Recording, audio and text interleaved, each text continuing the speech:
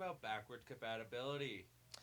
Yeah, the Xbox One just recently came out with Backwards yeah, compatibility. that's what it's called.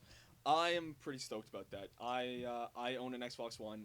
Um, I love the backwards compatibility. I love the fact that I can play all those old games old games that I used to play, and then I got my Xbox One and I had to get rid of them all. But a big thing for me is that I absolutely hate the new outlay of it. Like it just doesn't look very good to me. It doesn't. It's not as flowing. You know. I don't know if you ever have you seen the new No. outline. No, Nah.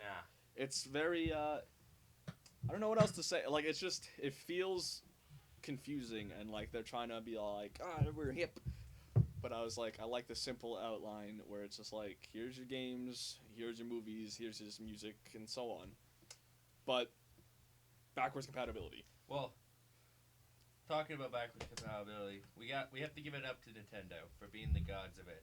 Mm-hmm, mm-hmm. Like, they started with the N64 playing Game Boy games, Game Boy Color games, and the original Game Boy games. Yeah, but you had to get an attachment, so. You had to get an attachment, but it was still okay. Well, yeah, I mean. Then we moved up to the GameCube, and it did Game Boy Advance games, which isn't backwards compatibility technically. It's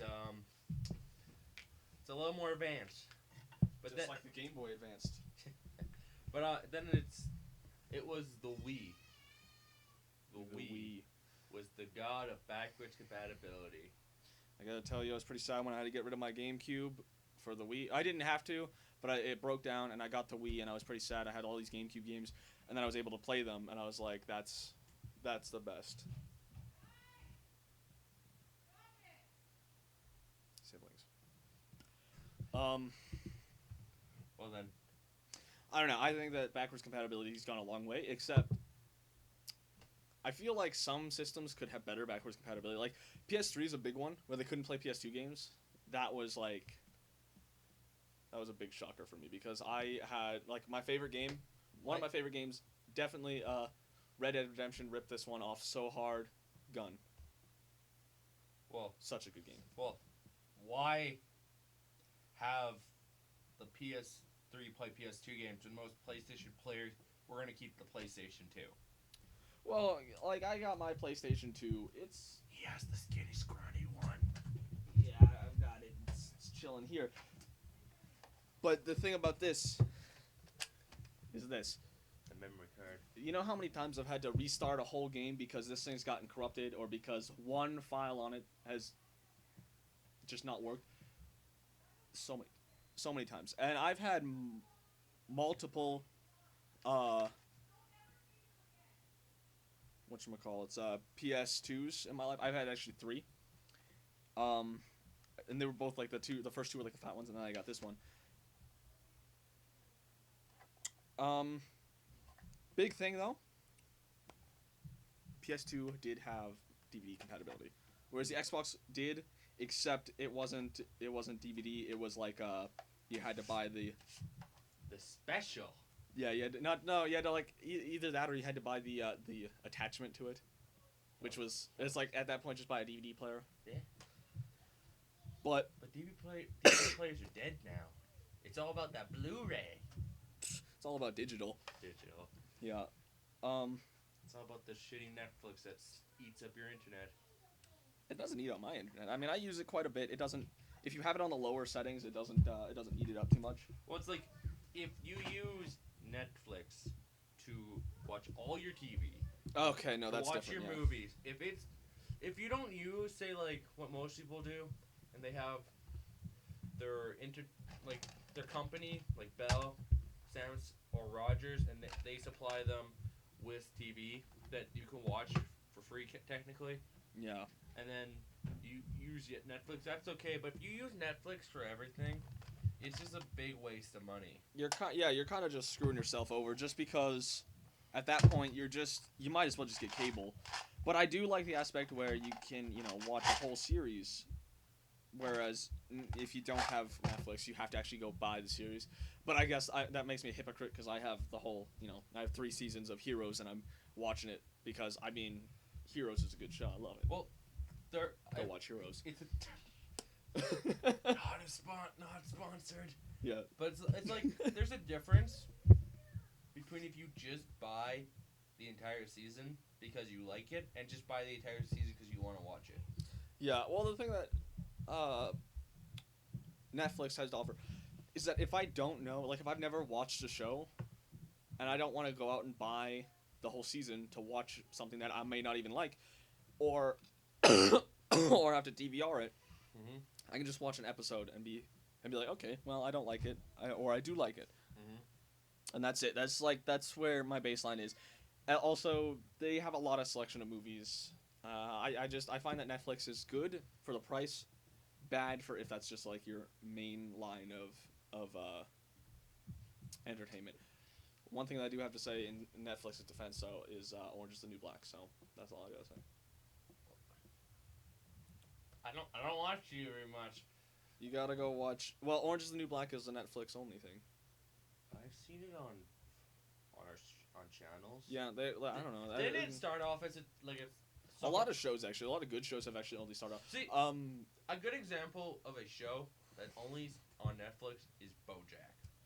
BoJack Horseman. That's a good show. A good show, actually, a really good show for those who who are looking for something more serious on Netflix is actually Hemlock Grove. I think you'd like that one. No, it's really good. It takes a new spin on the whole vampires and werewolves, and it takes it from being that I'm a pussy to, being realistic in the sense that these vampires and these werewolves will mess you up. Yeah. I like that. Just a moment, I'll be right back. Hold up the fort.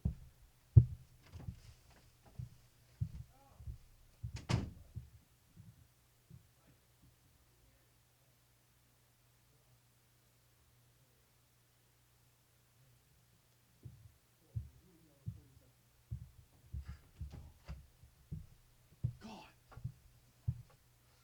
Nothing. I said God.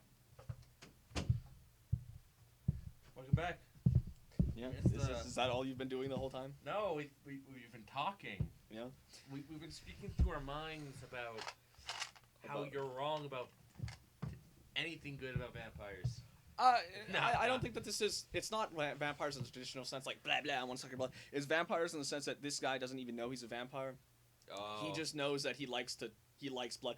Also, werewolf transformation. The guy's skin tears off. It's not like, bruh, I'm a werewolf. His face, like the snout of the werewolf, like the wolf comes out of his face, like tears open his face. It's sick. Oh. And his eyes like push out, and he has to eat, and he eats them. You gotta go watch it, dude. You gotta go watch it, at least an episode. I think you'll love it. I love it. I'm not a big vampire fan either. It sounds like the last person who told me to go watch Breaking Bad, and I told him I didn't like it. Well, Breaking Bad is kind of like a cult thing. Everybody's like, I love Breaking Bad. I liked Breaking Bad. I liked it, but I didn't love it. It wasn't like something that I could be like, Breaking Bad, and just start, wanking to. Let's see. Roll the D20. Oh my gosh, he rolled in 6! Critical fail. Well, shit. You stabbed yourself with a rubber band. Show the rubber band. I killed myself with this. This is what killed me. I stabbed myself with Well, it's an interesting topic to talk about cult following TV shows. Yeah. Because I swear to God, if you shoot me with that, I'm not gonna shoot you with that. I promise. I joke. Damn it. would be because there were cult following shows, like people who just worship these shows, and they just don't make it far. Yeah. Firefly's a good example. Firefly's a great. Heroes is actually a pretty good example. I mean, it did Heroes go through. got Heroes Reborn. It's going. Yeah. Yeah, but Heroes didn't get Heroes Reborn, Heroes Reborn until like 5 or 6 years after. But like I said, I love Heroes. I only just started watching it thoroughly, and I love it. It's just, it's great. It's great. Hero's my favorite character. Boop boop. Save the cheerleader, save the world.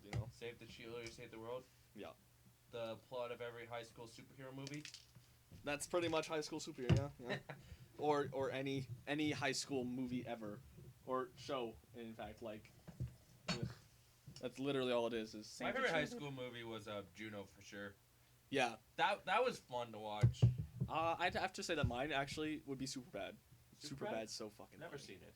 Never seen it? You gotta go watch it. I don't know. I'm one of those weird guys. Even though I'm like not the oldest generation, I watch older movies. Yeah. Like recently, I went through and watched some of the original Mad Max. Yeah. Oh, I love the original Mad Max. That shit is intense. I don't like Thunderdome though. Haven't got that far yet. Yeah, it's like I think that's the third one. Do you like what's that fat guy? Jonah Hill. Do you like Jonah Hill? Who the hell's Jonah Hill? You know, okay. I'm Jonah very Hill. uncultured. Apparently. Jonah Hill. What movies did he play in? Oh God, I can't think of What any. color is he? He's white. What? You know Jonah Hill. Anyway. No, I don't. No, well, when you see him, you'll go, yeah, I know that guy. He, Superbad was the first movie that he was in. I believe. I could be wrong, but that's the first movie I ever saw Jonah Hill in. He was only like 16. Jonah Hill fan is like, you fucking damn ass, he was in this movie. Yeah, exactly. But I love that movie. It was funny.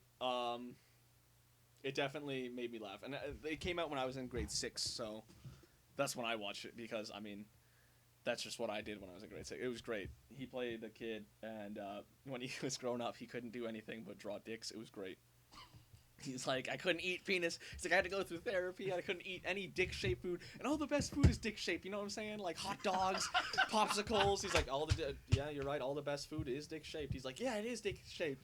He's like, one time I was in class and I had a lunchbox, a Ghostbuster lunchbox full of dicks. And I was sitting here and I was drawing the biggest, meatiest, veiniest dick I could. And some asshole kid came over and knocked my lunchbox off. And all these dicks poured out and they thought I was possessed. And I was like, what the fuck? Oh, it was great. It was great. I loved it. It was great. Great movies I've seen recently. Just not to ruin your amazing story, Wyatt, but it just reminds me a lot of. I can't remember the movie now. Crap. I just can't remember it, but I don't even remember the plot. I think it was one of those movies I watched while drinking. Those are the best movies. Like, they could be the worst Shaun movie of the ever. Dead. It was Shaun of the Dead. Okay, don't even get me started on Shaun of the Dead. I love that movie. It's great. It was the first. That was the first real like zombie movie that I actually watched. I even watched that before Dawn of the Dead. Dawn of the Dead, really good movie. Shaun of the Dead, just amazing. You just can't go wrong with Shaun of the Dead, though. You can't go wrong with Shaun of the Dead. No. I said great. Dawn of the Dead. No, well, okay, you can't go wrong with Dawn of the Dead either. Dawn of the Dead set the bar for a zombie thing. You got a mall, you got zombies, you got a black guy who's angry, you got a shotgun. There you go. That's Perfect literally movie. That's literally the plot 10 of out of Dawn of the 10. Dead. Yeah, that's plot of the Dawn of the Dead, and also that's like the plot for any other zombie franchise now. That's literally I don't name one zombie franchise that didn't find themselves in a mall at one point in time. Resident Evil even did that too. There is a movie. That in what? Shaun of the Dead. Shaun of the Dead. Never went to a mall. No. But they did have the grocery store. You're right. And they also had the pub. The pub. And Shaun of the Dead was a comedy. I meant like a serious, but yeah, but they did have the, movie. but they did have the normal cliches of a zombie movie, you know. So I can't think of any. yeah, It's hard to find a good zombie movie nowadays because we live in a world. Zombies are oversaturated. They're oversaturated and they're overly thought. I bought a book. Well, it's a D&D type of game called The End of the World Zombie Apocalypse. And it was just bad. Like, the only good part of it was the fact that one of the zombies you could choose was basically an alien parasite. I'd be down with that. I think that zombies should go back to just the base. Yeah, I'm a zombie. Like, I don't like the fact.